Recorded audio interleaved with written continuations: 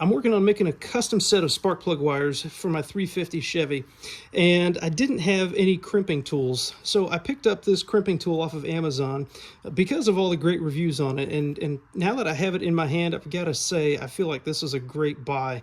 This thing feels really solid. There's the brand right there, Haisstronica. You know, it's a ratcheting crimping tool. And it's got 3 different functions on it. It's got 2 crimpers, one on the end, well, one on either end. You got kind of standard crimp, and then I call it like the W crimp. And then it also has a wire stripper in the middle. And I've used this now for, 5 different spark plug wires, and just wanted to share with you guys how this thing works. Again, it works really well. So it strips the wire right here, and then the kind of terminal that we're going to put on looks just like this. This is a HEI terminal.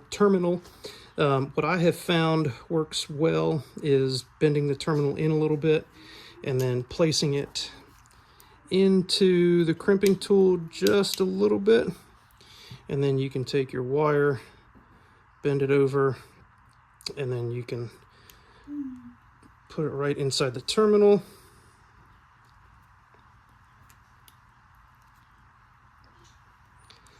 These are 8mm wires, so they're pretty thick.